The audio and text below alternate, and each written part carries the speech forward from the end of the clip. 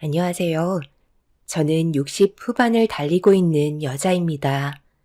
제가 이곳에 사연을 신청한 이유는 저와 같은 피해자가 생기지 않았으면 하는 마음에 글을 쓰게 되었습니다. 이 나이 먹고 그동안 즐겨 듣고 있던 채널에 제 이야기를 풀어나가게 될 거라곤 상상조차 하지 못했는데 저에게도 충격적인 일들이 펼쳐지고 말았네요. 제 품에서만 머물러 있을 줄 알았던 하나뿐인 딸이 어느새 좋은 남자를 만났는지 결혼을 하고 싶다는 말을 꺼내게 되었죠. 제 딸도 홍기가 차고 어느 정도 마음의 준비는 하고 있었지만 막상 결혼을 하겠다고 하니 기분이 이상했어요. 떠나보낼 준비를 해야 된다는 게 실감이 나지 않았습니다. 제 딸이 좋은 남자를 만나 행복하게 살기를 간절히 원했어요. 그래서 흔쾌히 집으로 초대했고 딸이 그동안 좋은 감정으로 만나온 남자를 처음 마주하게 되었습니다. 밝은 얼굴로 웃으면서 저희 집에 들어온 남자는 예의 바르고 사랑을 많이 받고 자란 게 느껴질 정도로 좋은 인상을 심어줬습니다. 제 딸이 남자를 소개해 준 적이 처음이라 음식도 신경 써서 준비를 했는데 입맛에 맞는지 잘 먹는 모습이 보기가 좋았어요. 둘은 서둘러 결혼을 하고 싶어 하길래 예비 사도는 어떤 생각을 가지고 계신지 조심스럽게 물어봤는데 아직 인사를 드리지 않았다며 저한테 먼저 결혼을 허락받으러 온 거였어요. 딱 봐도 예비 사이는 잘 사는 집안 같아 보이길래 제 딸에 대해 예비 사돈께서 어느 정도 알고 계시냐고 물어보니 긍정적으로 생각해주고 계시다며 그게 걱정하지 않는 모습을 보이길래 조금은 안심을 할 수 있었습니다. 예비 사위를 봤을 때 사돈분들도 좋으신 분들 같은 느낌을 어느 정도 받을 수 있었지만 저희 집안이 많이 부족해서 불안한 마음은 쉽게 떨쳐낼 수가 없었죠. 아직 오지도 않은 걱정을 하는 것보다 눈앞에 있는 현실에 최선을 다하기 위해 그날 예비 사이로 받아들이면서 제 딸을 잘 챙겨주길 바랬어요. 그렇게 좋은 만남을 끝낸 뒤 딸은 예비 사위와 밖에서 따로 시간을 가졌고 저는 주방을 정리하면서 많은 고민에 빠져 있었어요.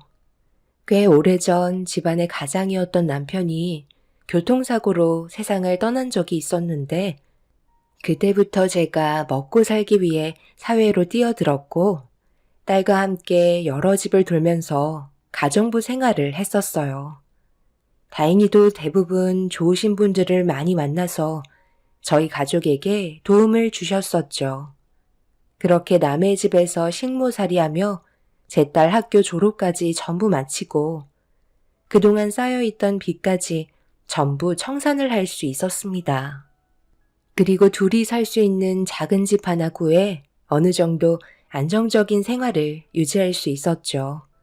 배운 게 도둑질이라고 가정부 일은 그만둘 수가 없어서 지속적으로 일을 해왔고 한 푼 두 푼 돈을 모아가며 언제 올지 모를 딸의 결혼식을 미리 준비하고 있었습니다. 그런데 저는 딸이 어느 정도 재력이 비슷한 남자를 만나고 있을 줄 알았는데 제가 생각했던 거와 정반대로 흘러가게 돼서 참 난감했었어요. 예비 사돈 집안이 꽤 큰 사업을 하고 있다는 걸 듣게 되었는데 그렇게 되면 사돈분들이 저희 집안이 눈에 들어오지 않을 거라는 걸 어느 정도 예상을 할 수 있었습니다. 예비 사이야 당연히 제 딸이 좋아서 결혼하겠다고 했지만 부모 입장에선 좀 더 좋은 배우자감을 찾기 마련이죠. 입장을 바꿔서 생각해보면 저도 그럴 것 같았어요. 집안 차이가 비슷해야지만 앞으로 제 딸이 결혼 생활할 때 미움을 받지 않을 텐데 이런 생각들을 딸에게 한다고 귀에 들어올 것 같지도 않아서 답답하기만 했었네요.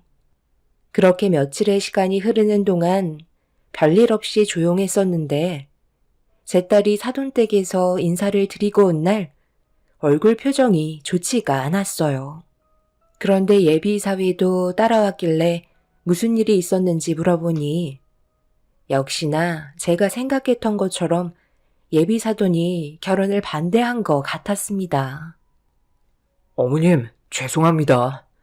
저도 일이 이렇게 될 줄 몰랐는데 저희 엄마가 희주에 대해 좋게 받아들여주지 않으셨어요. 그래도 초면인데 너무하신 거 아니야? 우리 집안을 무시하는 것도 어느 정도지. 완전 거지 취급하셨잖아. 내가 얼마나 큰 상처를 받았는지 알아?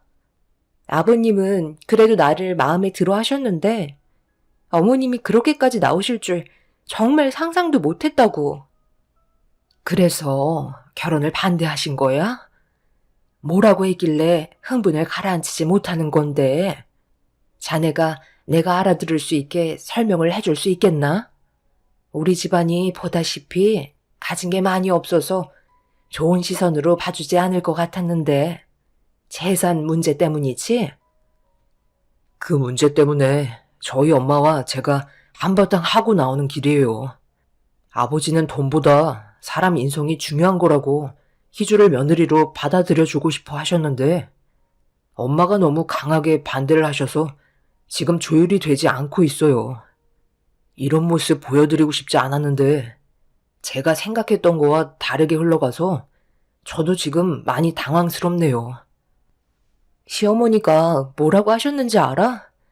엄마가 현재 무슨 일 하냐고 물어보시길래 가정부 일을 하고 계시다니까 그때부터 상당히 안 좋은 시선으로 바라보시더라고. 그래서 지금까지 살아온 환경에 대해 설명하면서 엄마랑 내가 주어진 환경에서 열심히 살아왔다고 설명해 드리고 있는데 갑자기 배를 움켜쥐며 웃으시더라고. 누구는 열심히 안 살았냐고 그러면서 가정부 일하던 사람들은 손버릇이 안 좋다면서 집안 망신시키고 싶지 않다고 결혼을 반대하셨어. 어머님, 저희 엄마가 말이 좀 심하시기는 했는데요. 그렇다고 그 말이 전부 진심은 아니었을 거예요. 제가 지금까지 알고 있던 엄마의 모습이 아니었어요. 희주가 마음에 차지 않았다고 해도 저희 아버지께서 결혼 허락하셨으니 너무 걱정하지 마세요. 제가 어머님 걱정하시지 않게 잘 마무리해서 좋은 소식 들려드리도록 하겠습니다. 제 예상은 빗나가지 않았어요. 저 혼자 딸을 키우면서 가정부 일을 하고 있다는 걸 마음에 들어하지 않을 것 같았는데 안사돈이 넘어가지 않았다는 건 저희 집안 자체를 싫어하는 거였습니다. 사위는 한참 동안 상처를 받은 제 딸을 어르고 달래며 진정시킨 뒤 다음날 다시 오겠다면서 집으로 돌아갔어요. 사위가 가고 상처를 많이 받은 딸은 결국 눈물을 쏟아내고 말았죠. 그 모습을 지켜보고 있는데 제가 능력이 없어서 제 딸이 안 좋은 시선과 평가를 받았다는 거에 너무 미안해 고개를 들 수가 없었어요. 딸은 이런 제 마음을 알고 있는지 걱정하지 말라며 좋은 상황으로 바뀔 수 있다고 애써 웃어 보이고 있었습니다. 이런 상황 속에 제가 할 수 있는 건 딸을 믿고 기다려주는 것밖엔 없었어요. 예비 사돈이 딸에게 그렇게 했다고 저까지 똑같이 행동하는 건 어른으로서 본이 되지 않는 행동이라 어떻게 하면 좋은 방향으로 해결할 수 있을지 많은 고민에 빠지게 되었죠. 그날 이후 한동안 조용한 듯 싶었는데 어느 날 갑자기 상당히 들떠있는 상태로 집에 들어온 딸이 저에게 다가오더니 생각지도 못한 한마디를 뱉었고 저도 당황스러워서 멍하니 딸을 바라만 보고 있었습니다. 엄마도 많이 놀랐나 봐. 다시 얘기해 줄게. 시어머니께서 그 사람과의 결혼을 허락해 주셔서 상견례 날짜까지 잡았어요. 며칠 전까지만 해도 안사돈이 반대하신다고 했었잖아. 그런데 갑자기 무슨 바람이 불어서 결혼을 허락하셨대? 엄마 말대로 내가 노력하는 모습을 보이니까 받아주신 것 같아. 나도 그 사람이랑 정말 행복하게 살고 싶어, 엄마. 나도 우리 딸이 예비 사이랑 잘 살면 그걸로 만족하고 분명 좋은 소식이긴 한데 갑자기 마음이 바뀌셨다니까 나도 좀 당황스럽네. 절대 마음 바뀌지 않을 것 같았던 안사돈이 허락을 하셨다는 건 분명 그만한 이유가 있었을 텐데. 딸은 걱정하고 있는 저와 다르게 예비 사위와 결혼을 할 수 있다는 거 하나로 모든 걸 다 가진 것 마냥 행복해하고 있었어요. 불안한 마음은 여전했지만 사람의 마음은 언제나 변할 수 있기 때문에 안사돈이 좋은 의미로 마음의 변화가 왔길 간절히 바라고 있었습니다. 저희는 예정대로 사돈댁이 예약해 놓은 상견례 장소로 딸과 함께 미리 먼저 가서 기다리고 있었어요. 그리고 잠시 뒤 처음 뵙게 된 사돈분들과 인사를 주고받으며 좋은 분위기를 만들어 갔어요. 안사돈이 저를 바라보는 시선은 그렇게 좋은 느낌을 받지는 못했지만 상견례를 망치려는 행동은 보여주지 않았습니다. 모든 걸 좋게 받아들이고 넘어가면 되지만 경계를 늦추지 못했던 이유는 제가 그동안 가정부 일을 해오면서 꽤 많은 것들을 두 눈으로 봤었기 때문에 제 딸도 똑같은 길을 걸을까봐 그게 걱정이었어요. 잘 사는 집안일수록 며느리에게 바라는 게 많았죠. 그래서 사돈분들의 대화를 어느 정도 받쳐주면서 분위기를 살필 수밖에 없었습니다. 아무리 예비 사이가 마음에 들어도 사돈분들이 좋지 않다면 제 딸에게 이 결혼에 대해 단호한 결정을 보일 수밖에 없었어요. 한 번뿐인 딸의 인생에 꽃길이 펼쳐지길 간절히 바라는 마음뿐이었거든요. 그렇게 어느 정도 서로에 대해 파악을 하면서 나쁘지 않은 상견례를 만들어 가고 있었는데 웃으면서 식사를 하던 도중 안사돈이 저에게 던진 질문 하나에 심기가 불편해지더군요. 앞으로 저희 식구가 될 새며느리와 웃으면서 잘 지냈으면 좋겠는데 저희 집안과 비슷하게 맞춰주지 못할 거라는 거 알고는 있지만 그래도 최대한 노력하는 모습은 보여주는 게 서로에 대한 예의라고 생각하는데요. 결혼을 하게 되면 저희가 대부분 모든 걸 준비하게 될 텐데 그래도 최소한의 금액은 맞춰주셔야 하지 않을까요?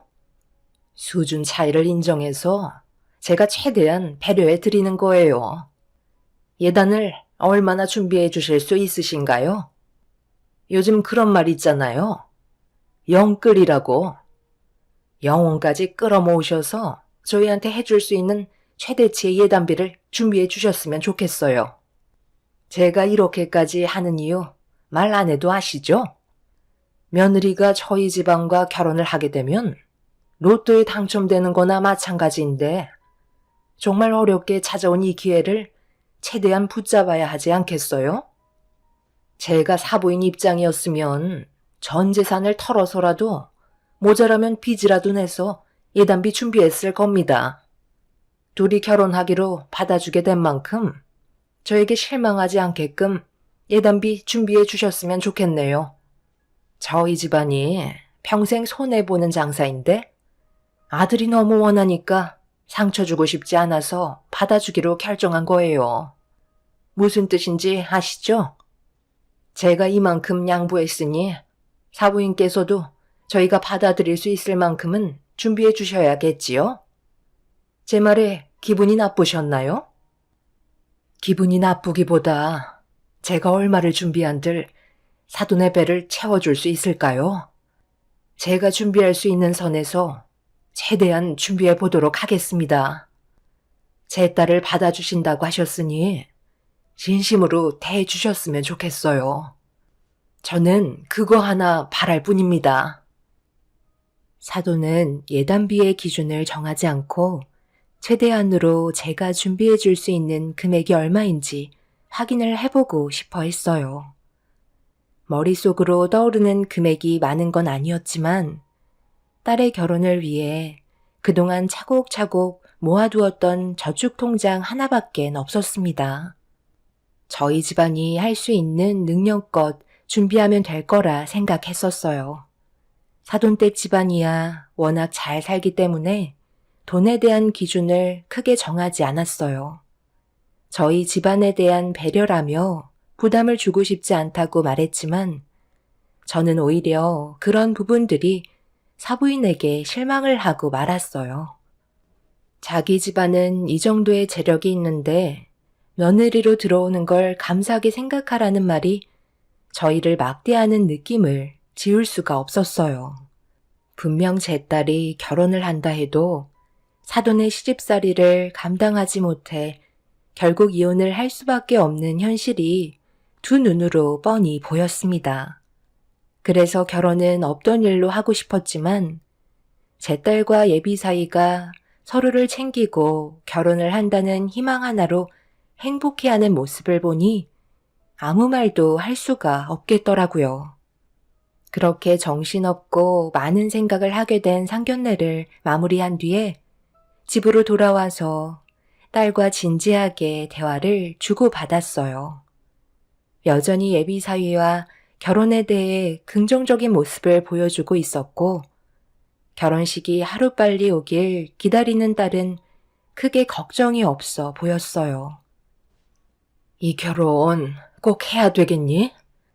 엄마가 아무리 생각해봐도 너한테 불이익이 갈 것 같아 너무 걱정이 돼서 그래. 엄마, 너무 예민하게 생각하지 마요. 시어머니께서 나를 딸처럼 대해주시겠다고 했다니까. 그리고 어차피 민태 오빠랑 분가하면 특별한 날 빼곤 얼굴 볼 일도 없잖아.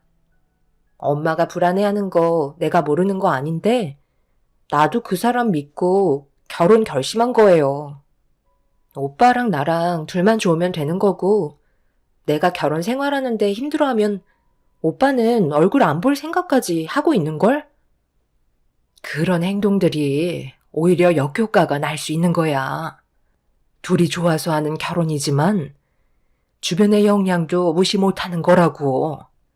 엄마가 그동안 꽤 오래 가정부 일을 해왔었고 지금은 한 곳에 정착해서 거의 20년 가까이 남의 집 일을 도와주고 있잖아.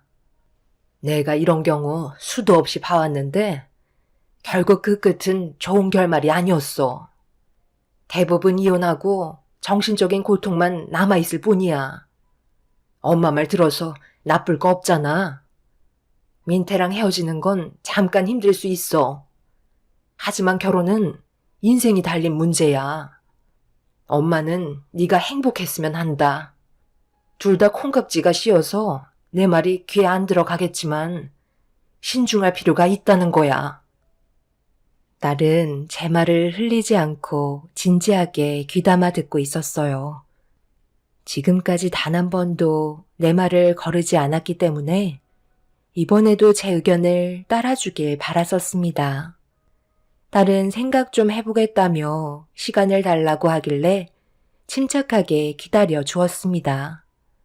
그렇게 며칠 동안 딸은 예비 사위와 많은 대화를 주고받으며 제가 걱정하고 있는 부분들도 꺼내면서 오랜 시간 전화기를 붙잡고 있었어요. 그만큼 둘은 간절해 보였지만 사돈이 상견례 때 보였던 행동과 말투는 분명 제 딸을 불행하게 만들 충분한 근거가 되었습니다. 하지만 제 딸과 사위의 관계가 생각했던 것보다 끈끈했고 헤어질 수 없다는 결론을 내리게 되었어요.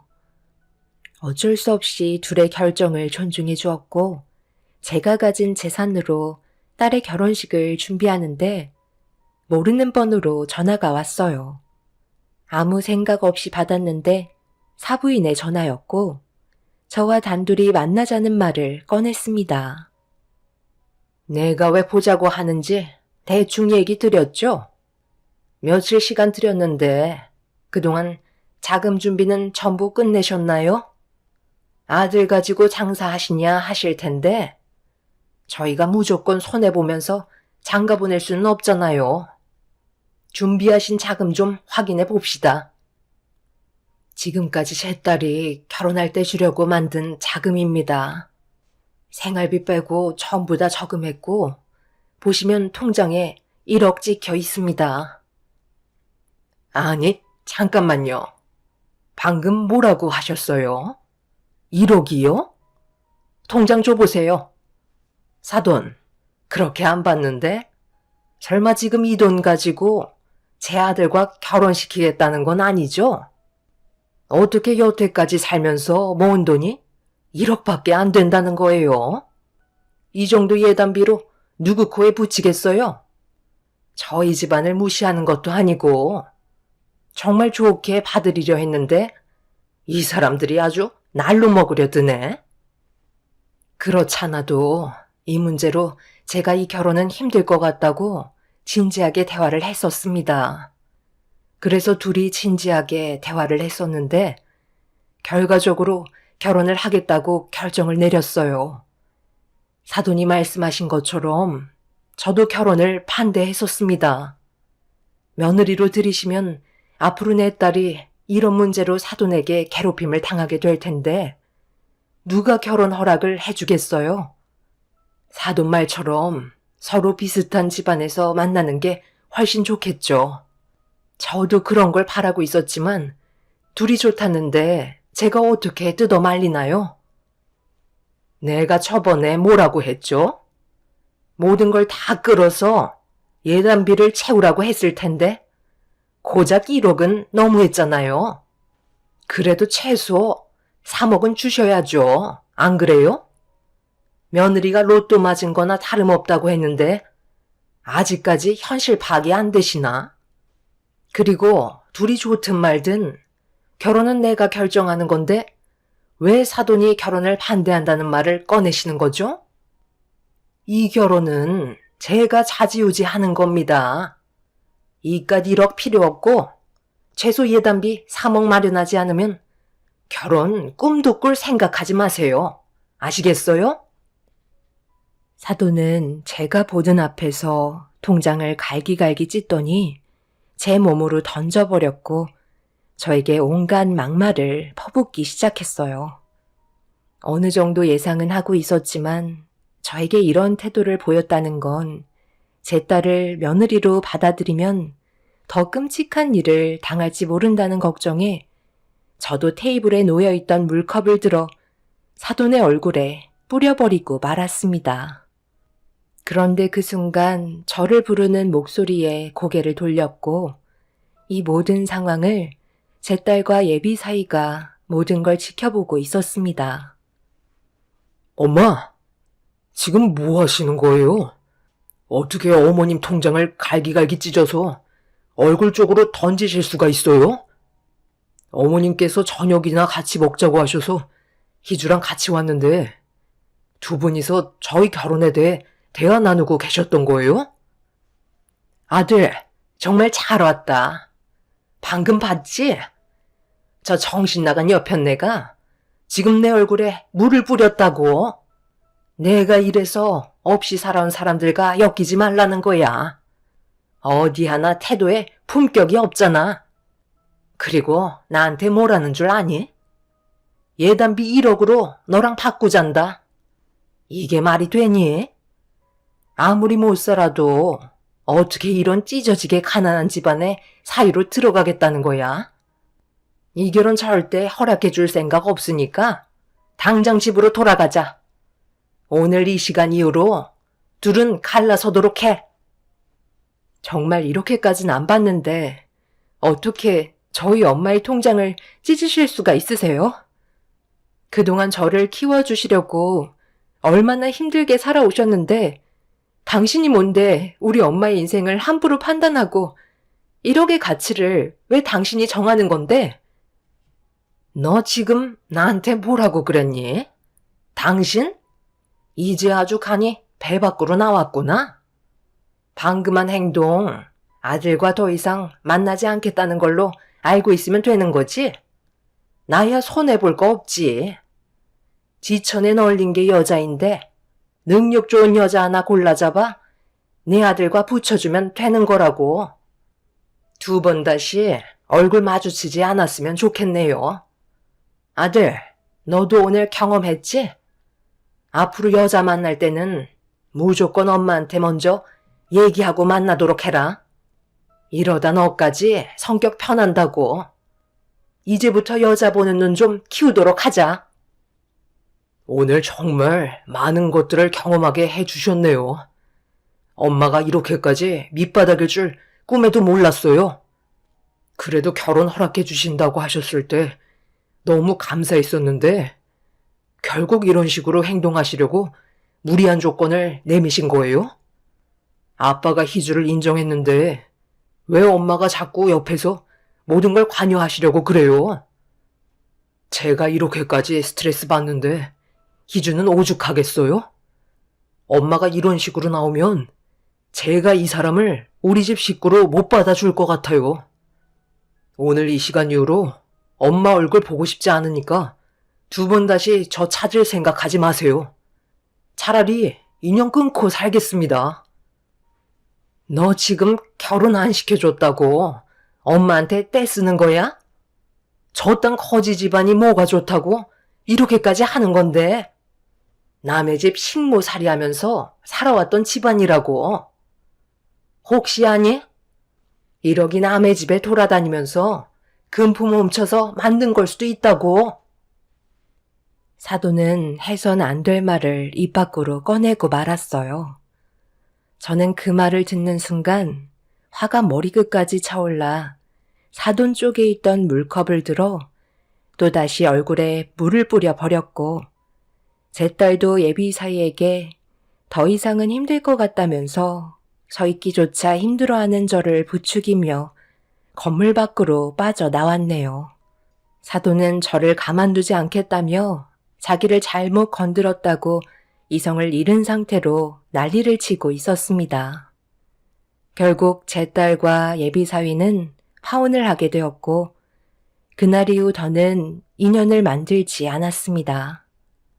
제 딸은 집에 들어와 예비 사위의 전화를 받으면서 한참 동안 대화를 주고받더니 미안하다는 딸의 말을 끝으로 전화를 끊었어요.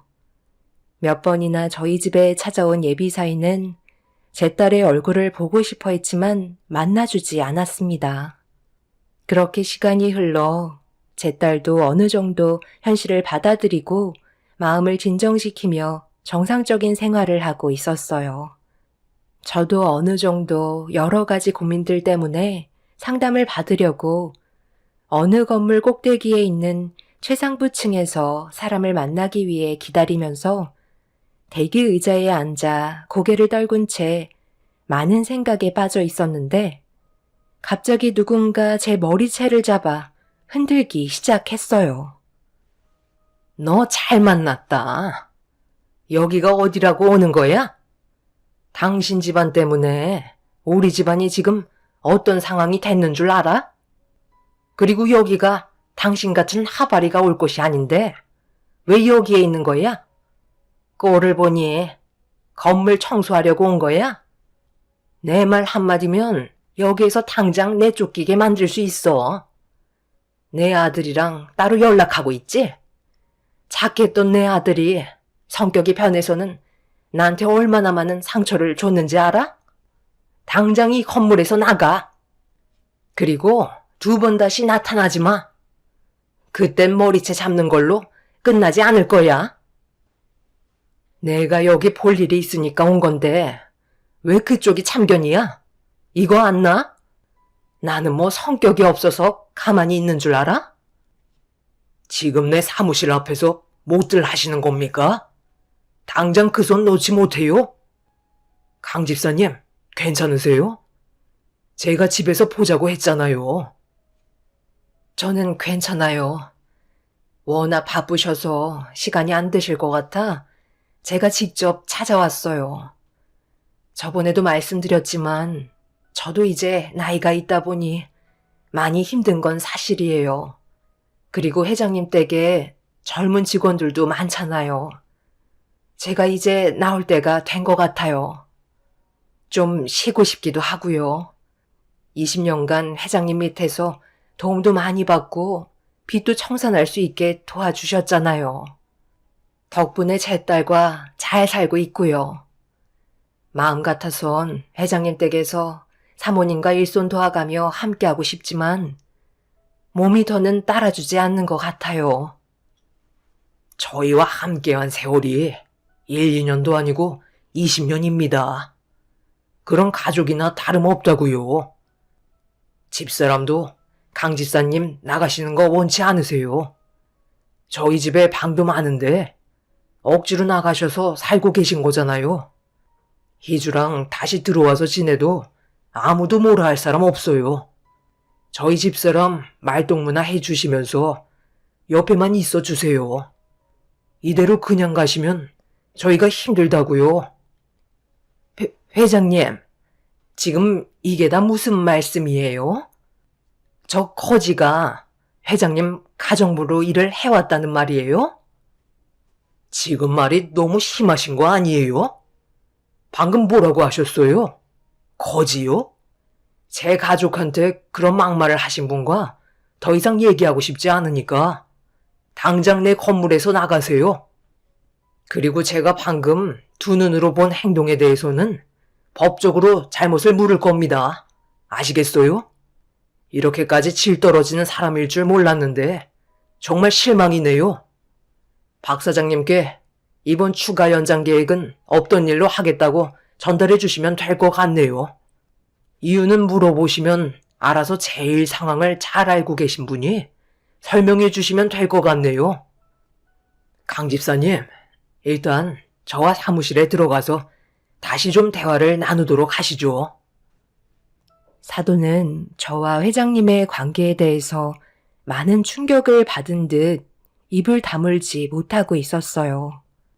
저는 가정부 일을 하면서 제 딸과 함께 떠돌다가 지금의 회장님을 만나게 되었는데 워낙 좋으신 분들이라 저희 사정을 불쌍히 생각해 주시고 많은 도움을 베풀어 주셨어요. 그래서 고마운 마음에 정말 최선을 다해 회장님 댁에서 일을 해왔습니다. 그렇게 살다 보니 어느새 20년이라는 세월이 흘러버렸고 저는 일하는 가정부가 아닌 회장님 집안의 가족이나 마찬가지인 관계가 되어버렸죠. 그런데 저도 나이가 있는지라 몸이 여기저기가 망가지는 걸 느끼게 되자 피해를 주고 싶지 않아 회장님 댁에서 나오게 된 거였어요. 가끔 왔다 갔다 하면서 일손을 도와주긴 했지만 떨어져서 지내는 건 제가 없을 때의 삶에 적응하시라고 그렇게 했던 거였어요. 모든 살림을 제가 전부 다 알고 있기 때문에 저에게 의지하시는 부분들이 많으셨는데 새로 들어온 가정부 직원들에게도 인수인계가 끝난 상태라 그분들에게 믿고 맡길 수 있게 상황 조절이 필요했습니다.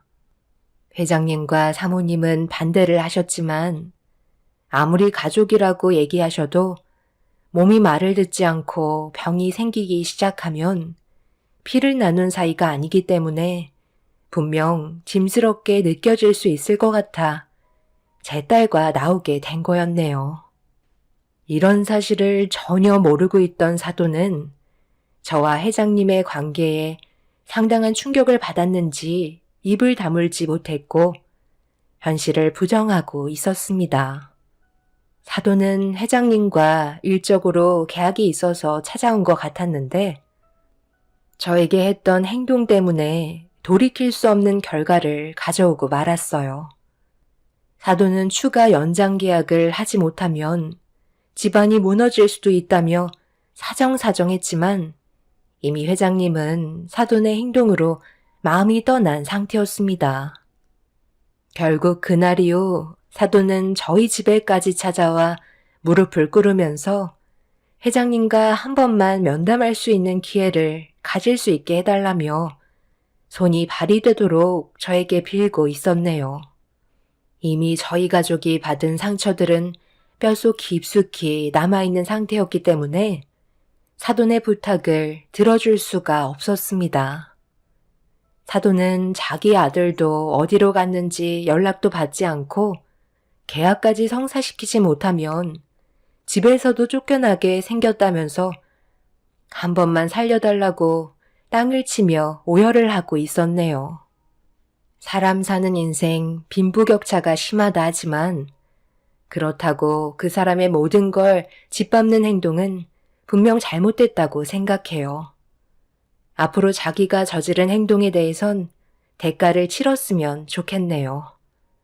제 사연 들어주신 여러분들의 인생에 언제나 좋은 일들만 가득하시길 바라며 하시는 일 모두 잘 되시길 기원 드리겠습니다. 감사합니다. 안녕하세요. 저는 30대 후반 여자입니다.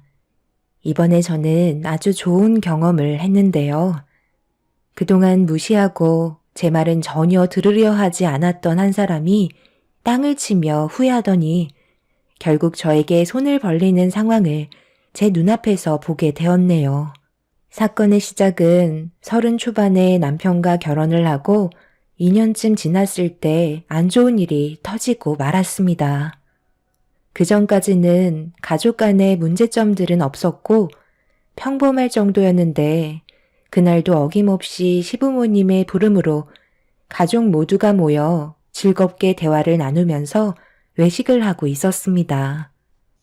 그런데 식사를 마치고 식당 밖으로 나오는 순간 제 인생의 모든 것들을 한순간에 무너뜨리게 되는 충격적인 일을 경험하게 되었어요. 식당에서 나오자마자 주류를 납품하는 차량이 저를 못 보고 그대로 후진을 하게 되면서 차량 밑으로 깔리게 되었고 어느 순간부터였는지 모를 정도로 순식간에 의식을 잃어버렸습니다. 깊은 잠에서 깬 듯한 몽롱한 느낌 뒤에 몰려오는 엄청난 고통에 눈물이 쏟아져 버렸는데 의식이 돌아왔을 때 저를 걱정스러운 눈빛으로 지켜보며 상태를 살피고 있던 남편과 가족들이 눈에 들어오게 되었죠. 저는 무슨 영문인지 몰라 남편에게 어떻게 된 거냐고 물어보려 했지만 말도 잘 나오지 않아 눈빛으로 얘기하고 있는데 제가 무슨 말을 하려는지 대충 짐작을 하게 된 남편이 제 몸 상태에 대해 설명을 해주고 있었네요. 충격적이게도 제가 2 다리를 잃게 되었다는 말도 안 되는 설명을 해주고 있었고 몸에 온 힘을 주며 고개를 살짝 들었는데 남편이 얘기한 대로 제 2 다리는 어디로 갔는지 아무리 찾아봐도 보이지 않았습니다. 주류 차량이 후진을 하면서 그 밑으로 깔리게 되었는데 문제는 후진하고 있던 주류 차량은 멈추지 않았고 제 2 다리를 2번 다시 사용하지 못하게 만들어 버렸습니다. 기분 좋게 가족들과 만나 즐거운 식사를 마치고 식당에서 나왔는데 한순간에 제 삶을 앗아간 사고를 도저히 받아들일 수가 없었어요. 그날 이후 저는 평생을 2 다리 없이 살아야만 하는 인생이 되어 버렸던 거죠. 제 앞에 닥친 현실을 받아들이기가 힘들었고 가족 모두 제가 느끼는 고통에 대해 슬퍼하고 있었습니다. 저는 다시 과거로 되돌리고 싶은데 야속하게 시간은 계속해서 흘러가고 있었어요. 하루하루 사는 게 너무 괴로웠고 인생을 포기하고 싶을 만큼 제 모습이 너무 싫게만 느껴졌습니다. 남편은 저에게 좋은 말만 해주려고 많은 노력을 기울였어요. 세상을 떠나지 않은 것만도 감사하게 생각하라며 항상 제 옆을 지켜주겠다는 약속을 했었죠. 하지만 문제는 시간이 지날수록 남편이 점점 힘들어하는 모습을 옆에서 지켜보던 시댁 식구들이 저를 짐스럽게 느끼기 시작했고 결국 아무것도 할 수 없는 저에게 불만이 커진 시댁 식구들이 저희 집에 찾아와서 온갖 막말을 쏟아내기 시작했네요. 나는 그동안 너를 며느리로 받아들이고 나서 단 한 번도 싫어한 적 없었다. 지금도 너를 원망하고 싶진 않지만 내 아들이 고생하는 모습을 더는 지켜보는 게 너무 힘이 들어서 내가 살려고 이렇게 찾아왔으니 상처되는 말들이 입 밖으로 나온다 해도 너무 서운하게 생각하지 말고 너도 우리 입장을 조금은 이해해 줬으면 좋겠구나. 두 다리를 잃은 너를 내 아들이 평생 책임지고 산다는 건 나도 옆에서 지켜보는 게 너무 힘들고 내 아들 인생의 앞날은 앞으로 암흑밖에 없을 거라는 게 너무 끔찍해서 잠 한숨 못 자고 있다. 솔직히 우리가 잘못을 냈으면 현실을 받아들이고 살았을 텐데 이 사고는 너에게도 어느 정도 책임이 있다고 생각하지 않니? 주변만 잘 살폈다면 이런 사고는 벌어지지 않았겠지. 후진하는데 주류 트럭 차량에서 부저음이 울렸다고 하더구만. 그걸 왜 못 들었는지 나는 도저히 이해를 할 수가 없다. 귀가 먹지 않는 이상 왜 그걸 못 듣냐는 거야.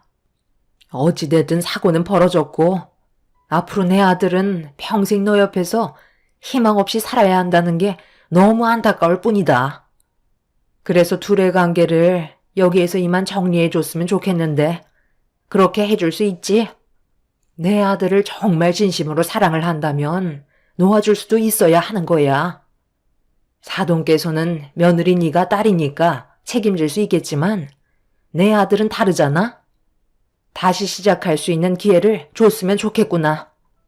그냥 이혼해달라는 거 아니고 그만큼 너에게도 어느 정도 금전적인 보상이 주어질 테니 너무 안 좋게만 생각하지 말아줬으면 한다. 한 명만 불행하면 되는 거지. 둘 다 불행할 필요는 없는 거잖아? 결국 그 말이 하고 싶으셔서 여기까지 오신 거예요? 제가 이 사람 옆에 평생 동안 붙어 있겠다고 결정한 건데 왜 다들 오셔서 이 난리를 치시는 거죠? 제일 힘든 사람한테 더 큰 상처를 주시려는 거예요? 쓸데없는 말씀 하실 거면 당장 나가주세요. 저는 이혼 생각 조금도 없으니까 앞으로 이런 말씀 하실 거면 두 번 다시 안 오셨으면 좋겠어요. 서방님의 문제는 혼자만의 개인적인 감정으로 끌고 갈 일이 아니에요. 얼마나 심각한 상황인지 모르세요? 그동안 동서랑 함께했던 시간들이 있으니까 당연히 그렇게 얘기할 수 있겠지만 그 기간이 얼마나 갈 것 같아요? 1, 2년 지나다 보면 동서 수발드는 것도 지치게 되고 결국엔 그때 가서 이 말이 또 나오게 될 게 뻔하다고요. 그때 되면 서방님 젊은 나이 다시 돌아올 것 같아요. 나중에 땅을 치고 후회할 날 오지 않게 하기 위해서는 최대한 서둘러서 서로 갈라서는 게 나아요. 한 사람만 생각하고 고민할 문제가 아니고 가족 전체가 같은 의견이니 서방님도 진지하게 받아들이세요.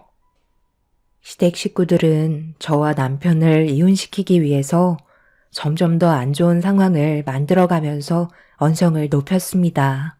하루 만에 이혼을 시키지는 못할 거라고 어느 정도는 예상하고 있었는지 시댁 식구들은 몇 차례 더 찾아왔는데 하필 저희 부모님께서 제가 걱정이 되셨는지 몸 상태를 확인하기 위해 잠깐 들리셨습니다. 그런데 하필 그때 저희 부모님과 시댁 식구들과 마주하게 되는 일이 발생되고 말았어요.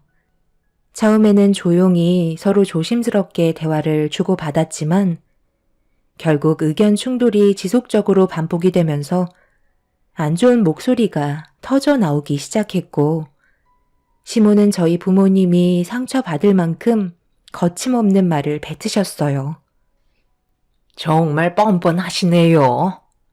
저희가 이렇게까지 부탁을 드린 건데 이혼을 시키지 않겠다는 건가요? 제 아들 인생 사부인께서 책임지실 거예요? 둘이 좋던 싫던 그건 저한테 중요한 문제가 아니에요. 앞으로 내 아들이 힘들어질 게 안 봐도 눈앞에 보이니까 그런 고생을 하고 싶지 않게 하기 위해서 최대한 빨리 헤어지게 만들고 싶은 마음뿐입니다. 양다리 잃은 며느리를 누가 좋아하겠어요? 평생을 남의 등에 빈대처럼 붙어 살아야 하는 입장이 되어버렸는데 그걸 왜 제 아들이 겪어야 하냐는 거예요. 사돈분들의 자식이니 책임지고 옆에서 끼고 살면 되는 거잖아요. 대화가 통하지 않으면 결국 법정 소송까지 갈 수밖에 없다고요. 애들은 양가 집안이 얼굴 붉히며 싸우는 걸 원하고 있겠어요? 누구 자식 아니랄까봐 눈치가 없는 것도 어쩜 똑 닮아선 저희 가족에게 정말 많은 피해를 주시네요. 저희는 무조건 이혼 성립시킬 테니까 사돈께서도 더 이상 그만하시고 저희 가족 의견을 받아들여 주셨으면 좋겠네요. 저희도 이 문제로 좋게 얘기하는 건 오늘이 끝입니다. 두 번 다시 며느리 얼굴 보고 싶지도 않으니까 당장 데려가세요. 돈을 준다는데도 왜 마다하는지 이해를 할 수가 없네요. 애들 문제를 왜 저희들이 나서서 이래라 저래라 해야 되는 겁니까? 둘은 헤어질 생각이 조금도 없다는 거 알면서 꼭 이렇게까지 상처를 줘야만 속이 후련하시겠어요? 부부라는 게 뭐예요? 평생을 함께하기 위한 약속을 한 거고 힘든 일들을 헤쳐나가는 게 부부인 겁니다. 무조건 잘 되고 잘 살기 위해 부부의 연을 맺는 게 아니라는 거예요. 서로가 아직까지 진심으로 사랑을 하고 있는데 그걸 왜 사돈분들께서 가로막으려 하시는지 정말 이해할 수가 없네요. 저희는 할 말 없으니까 먼저 일어나 보도록 하겠습니다. 애들도 많이 피곤해 보이는데 같이 일어나시죠. 저희가 먼저 돌아가면 제 딸에게 상처되는 말들 쏟아내실 게 뻔하지 않겠어요? 저희는 충분히 대화를 주고받았고 애들도 이해 못하는 상황은 아니니 둘이서 결정할 때까지 지켜보도록 하시죠. 이런 식으로 해봤자 서로의 생각이 일치한다면 그 누구도 둘을 갈라놓을 수는 없을 겁니다. 그날 저와 부모님은 정말 많은 상처를 받았지만 시부모님 입장을 생각하면 그것 또한 이해 못하는 거 아니기 때문에 저희 가족은 더 이상 아무 말도 하지 않았어요. 남편은 절대 이혼은 없을 거라면서 그만해달라고 시부모님께 애원하고 있었죠. 저도 많이 힘들었지만 남편도 이런 현실을 받아들이는 게 상당히 힘들어 보였어요. 절대 이혼만큼은 하지 않겠다는 말을 했지만 날이 갈수록 힘들어지는 모습을 지켜봤기 때문에 남편의 진심을 솔직하게 듣고 싶었습니다. 그래서 저희 양가 부모님이 각자의 집으로 돌아가신 뒤 저는 남편에게 진지하게 앞으로 어떻게 할 건지 물어봤어요. 뭘 어떻게 해? 지금 이대로 쭉 살면 되는 거지. 나는 당신의 몸에 문제가 생겼다고 해서 마음의 변화가 조금도 없으니까 걱정하지 마. 나는 오히려 부모님께서 저렇게까지 심각하게 나오시는 게 더 이해할 수가 없어. 내가 당신과 결혼을 했을 때는 당연히 어떠한 문제들이 생기더라도 모든 걸 감수하고 그 책임을 오로지 내가 안고 가겠다는 것도 포함이 되어 있는 건데 무작정 내 말을 무시하고 부모님 의견만 내세우시면서 일방적으로 밀어붙이는 이런 모습들이 오히려 더 실망스러운 모습을 보여주시는 것 같아. 어찌됐든 지금은 일이 벌어졌고 되돌릴 수 없기 때문에 나는 현실을 받아들이고 앞으로 어떻게 하면 당신과 좀 더 행복하게 살아갈 수 있을지 그런 것들을 고민하고 있는 중이야. 해외에서도 이런 사례 많이 있잖아. 그럴 때마다 이혼했어. 오히려 그런 일들을 계기로 부부 사이가 더 가까워졌고 하는 일들 모든 게 잘 된 적이 훨씬 더 많았다고. 이런 대화보다 앞으로 우리가 어떻게 살아가면 좋을지에 대한 의견을 주고받는 게 훨씬 더 이득일 것 같아. 내 말 무슨 뜻인지 알지? 남편은 제가 조금이라도 불안해할까봐 절대 헤어지는 일은 없다며 안심시켜 주려고 좋은 말을 아끼지 않았어요. 그런 모습에 너무 고마웠고 앞으로 있게 될 많은 고민들을 조금은 덜어낼 수 있었습니다. 비록 제 두 다리는 잃었지만 남편과 저와의 사이는 더욱더 끈끈해졌고 저희의 마음을 확고하게 굳히자 난리를 치시던 시부모님께서도 결국 두 손을 들으셨네요. 시모는 남편에게 절대 부모 원망하지 말라며 앞으로 저를 대하는 모든 것들이 예전과 같지는 않을 거라는 무거운 말을 끝으로 더 이상 이 문제에 대해 조금도 입 밖으로 꺼내지 않으셨습니다. 그렇게 제 삶에는 많은 변화가 있었고 비록 남편 혼자 일을 하게 되는 처지가 되었지만 집에 혼자 있을 때는 부모님의 도움을 받으면서 생활을 하게 되었어요. 아무래도 맞벌이를 하다가 남편 혼자 벌게 되니 금전적으로 여유 있는 삶을 살 수는 없었지만 저도 어떻게 하면 남편에게 조금은 도움을 줄 수 있을지 많은 고민을 하게 되었고 양손은 멀쩡했기 때문에 제가 할 수 있는 일거리들을 찾아보기 시작했어요.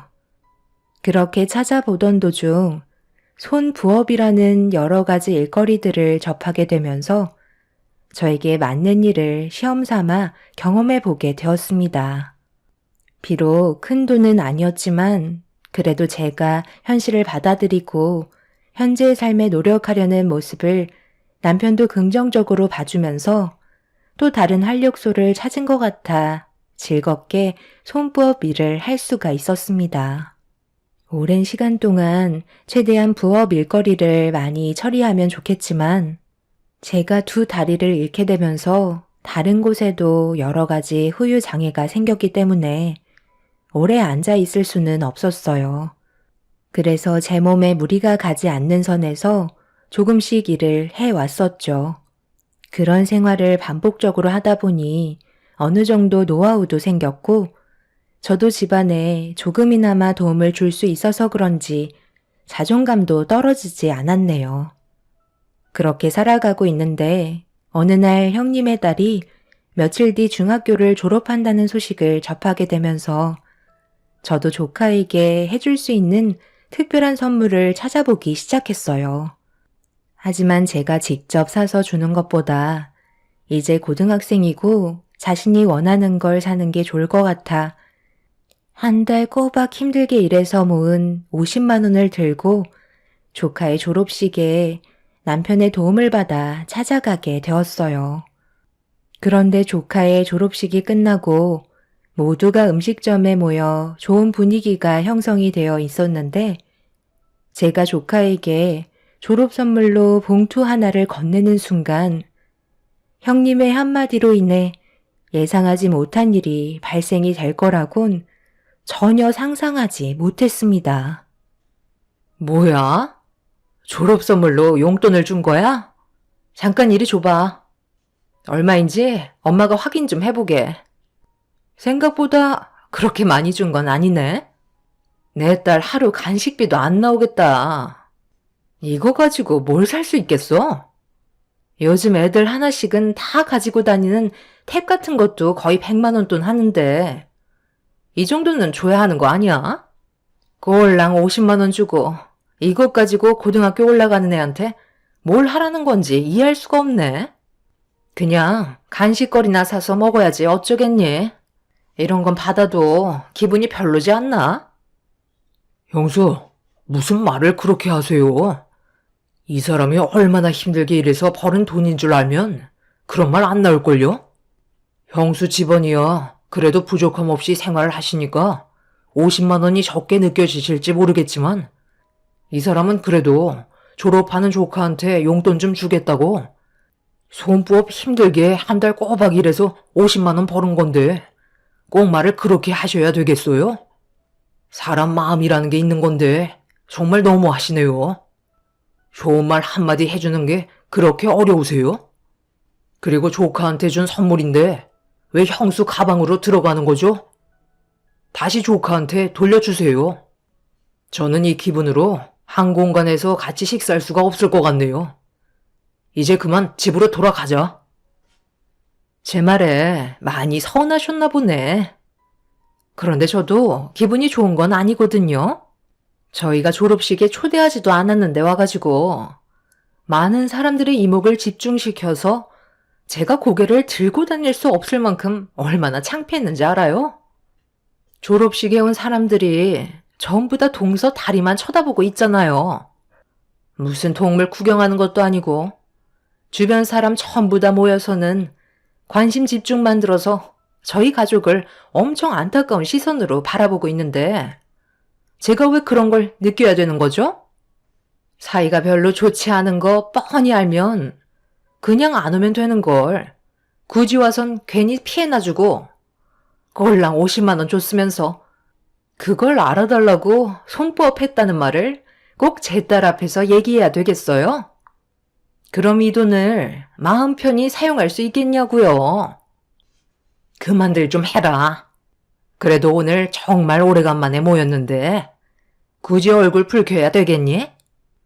앞으로 이런 일이 한두 번만 있겠어? 수도 없이 많을 텐데 우리도 적응하면서 살아야지 어쩌겠어. 나도 정말 하루하루 복장 터져서 잠 한숨 못 자고 있다. 며느리 저 두 다리만 보면 내 속에서 천불이 난다고. 50만 원 버는 걸로 내 아들한테 어깨 으쓱대면서 생활비 일조했다고 더 많은 걸 바라고 있었겠지. 나도 정말 이런 말 하고 싶지 않았는데 너만 보면 내 속이 뒤집어진다. 차라리 그냥 너희들은 집으로 돌아가라. 그게 좋을 것 같네. 그리고 웬만하면 앞으로 모임 같은 건 초대할 생각도 없으니까 일부러라도 찾아올 생각하지 마라. 정말 다들 너무하시네요. 제가 뭘 그렇게 잘못한 거죠? 저는 이런 몸을 가지고 싶었겠어요? 누구보다 과거로 돌아가고 싶은 사람은 저라고요. 정말 힘들게 하루하루 버티고 있고 어떻게든 살아보려고 발버둥 치고 있는데 왜 이렇게 저를 괴롭히세요? 매일 아침마다 눈뜨기가 얼마나 힘든 줄 아세요? 이런 모든 것들이 제발 꿈이길 바라지만 힘들게 눈을 떴을 때 보이는 두 다리는 현실이라는 걸 알게 해준다고요. 저도 이제 서로 이렇게 마주 앉아서 얼굴 보는 거 힘들 것 같아요. 앞으로 먼저 연락하는 일은 없을 테니까 두 번 다시 저희한테 오라 가라 얘기하지 마세요. 사고 후유증 때문에 배에 힘이 들어가지 않아 큰 소리 치지도 못하는데 차오르는 숨을 내쉬면서 제가 그동안 받았던 상처에 대해 힘겹게 모든 걸 쏟아내었고 제가 열을 올리자 시댁 식구들은 입을 다물지 못한 채 어이없다는 표정으로 저를 바라보고 있었습니다. 남편은 저에게 할 말이 다 끝났냐고 물어보는 말에 고개를 끄덕였고 그렇게 저희는 집으로 돌아오고 말았습니다. 저도 최대한 노력하는 거였는데 남편 말고는 아무도 알아주려 하지 않아 참아왔던 눈물을 쏟아내고 말았습니다. 형님이 돈 봉투에 있는 금액을 확인하면서 50만 원밖에 안 된다고 저를 보며 비웃던 얼굴이 너무나도 생생하게 제 기억 속에 남아버렸고 졸업식에서 저를 창피하게 생각하고 있었다는 속마음을 알게 되면서 형님이 저를 어떻게 생각하는지 충분히 알게 되는 날이었기 때문에 두 번 다시 얼굴 볼 일은 없을 거라 생각했었어요. 그날이 계기가 되었는지 제가 할 수 있는 일이 무엇이 있는지 더 많은 것들을 찾아보기 시작했습니다. 두 다리를 잃었지만 양손은 멀쩡했기 때문에 두 손으로 할 수 있는 것들 중 저에게 적성이 맞는 사업을 찾기 위해 정말 많이 노력을 하게 되었습니다. 손으로 할 수 있는 사업은 정말 많이 있더라고요. 저 대신 두 다리 역할만 해줄 수 있는 직원들만 뽑으면 되는 거였습니다. 남편은 제가 계획한 사업에 대해 발전 가능성이 있다고 생각했는지 적극적으로 도와주었고 부모님 또한 저에게 또 다른 목표가 생겼다는 걸 알곤 많은 것들을 지원해 주셨어요. 그 결과 제가 운영하던 사업은 조금씩 자리를 잡아 나가면서 안정적인 수익을 창출할 수 있었습니다. 제가 사업에 성공하기까지 걸린 시간은 2년 정도였고 그 기간 동안 시부모님과 형님 내외는 저희 부부에게 단 한 번도 연락을 하거나 찾아온 적이 없었어요. 인연을 끊었다고 생각할 수밖에 없었죠. 비록 두 다리가 없지만 제가 할 수 있는 일을 찾았다는 거에 감사했고 저희의 삶은 더욱더 밝아지고 있었네요.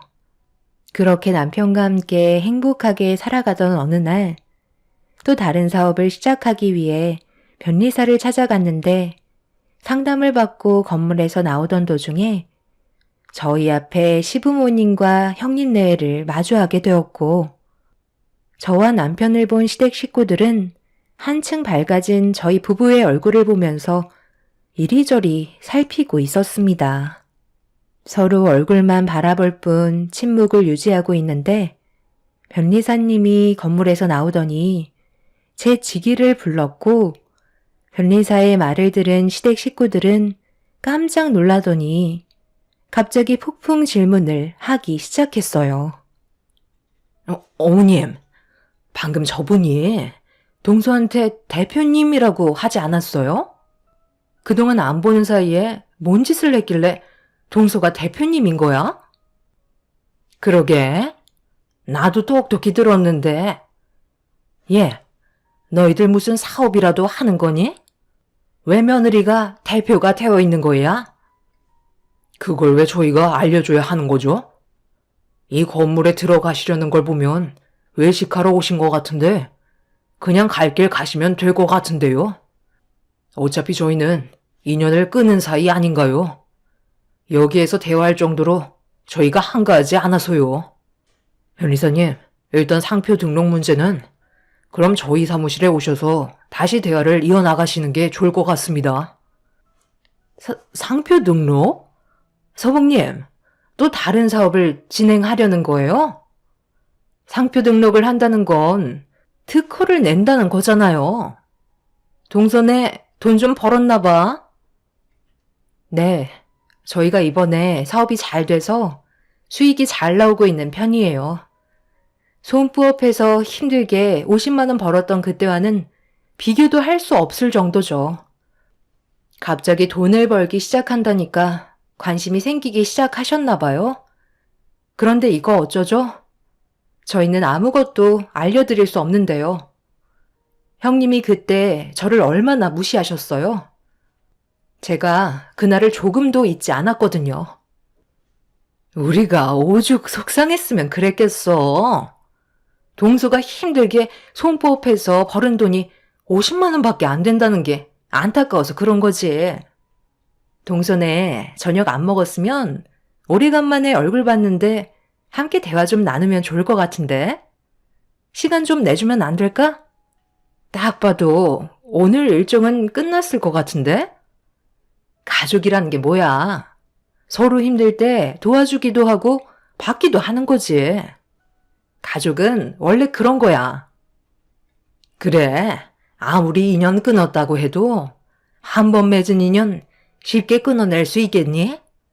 내가 안 그래도 너희들한테 전화 한 통 하려 했었다. 최소한 소식은 접하면서 살아야 하지 않겠어? 이번에 큰애가 운영하고 있는 사업이 경제의 영향을 많이 받아서 주머니 사정이 꽤 힘들어졌거든. 그런데 우리가 너희들한테 도움을 줄 수 있는 그런 일들이면 서로 이득을 볼 수 있는 거니 얼마나 좋아? 혼자만 잘 되는 것보다 가족들 모두가 서로 잘 되는 게 좋은 거 아니야?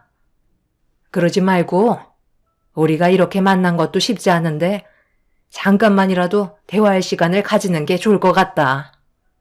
이번 계기로 우리의 관계가 다시 좋아진다면 이것보다 좋은 게 어디 있겠니? 죄송하지만 저는 이미 많은 상처를 받았기 때문에 원하시는 대로 더 이상 끌려다니지는 않을 것 같아요. 저희가 뭐가 아쉬워서 도움을 드려야 하는 거죠? 저희한테는 지금 흘러가는 시간들이 전부 다 돈이거든요. 당신도 할 말 없으면 그만 돌아갈까? 형님과 시모는 갑자기 제 휠체어를 붙잡고 저희 부부가 무슨 일을 하는지 궁금하다며 정보를 캐내길 원하고 있었어요.